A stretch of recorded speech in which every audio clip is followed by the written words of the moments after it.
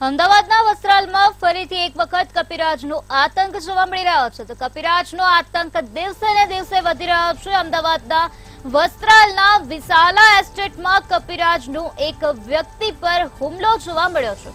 તો કપિરાજે એક વ્યક્તિ પર હુમલો કર્યો છે. ઈજાગ્રસ્ત વ્યક્તિને 14 ટાંકા આવ્યા છે. ગઈકાલે કપિરાજને પકડાવી દેવામાં આવ્યો હતો. ત્યારે પકડાવી દેવાનો દાવો કરવામાં આવ્યો હતો. ફરી નવી જગ્યાએ કપિરાજનો ભોગ બની છે વ્યક્તિ. ત્યારે અત્યાર સુધીમાં 9 કપિરાજને પકડાવવામાં આવ્યા છે. અમદાવાદના વસ્ત્રાલનો આ બનાવ સામે આવ્યો છે, જ્યાં કપિરાજનો ફરીથી એક વખત આતંક જોવા મળી રહ્યો છે. વ્યક્તિ પર હુમલો કરવામાં આવ્યો છે. ત્યારે આજ મુદ્દે વધુ માહિતી આપવા માટે આપણી સાથે સંવાદદાતા મેહુલ દુધરેજિયા જોડાઈ ગયા છે. શ્રી મેહુલ, અમદાવાદના વસ્ત્રાલમાં ફરીથી એક વખત કપિરાજનો આતંક જોવા મળી રહ્યો છે, જેમાં કપિરાજે એક વ્યક્તિ પર હુમલો કર્યો છે. શું છે વધુ વિગત?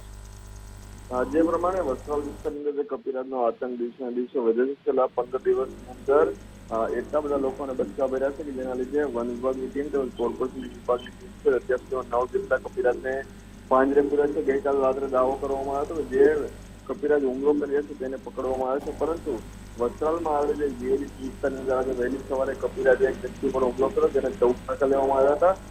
ત્યારે જે પ્રમાણે દાવા વન વિભાગે કર્યા હતા કે એ કપિરાજને પકડવામાં આવ્યો છે, પરંતુ વધુ આજે એક હુમલો વહેલી સવારે થતાની સાથે વળી તેના દાવા છે તે નિષ્ફળ સાબિત છે તો લાગી રહ્યું છે.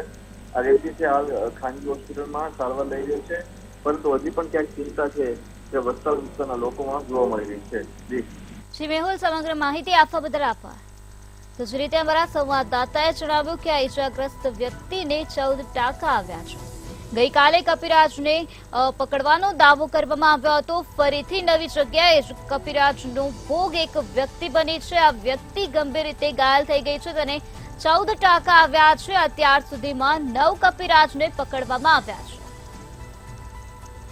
અમદાવાદના વસ્ત્રાલનો આ બનાવ છે, જ્યાં કપિરાજનો આતંક દિવસે ને દિવસે વધી રહ્યો છે. આજ વિસ્તારમાં બીજો બનાવ સામે આવ્યો છે.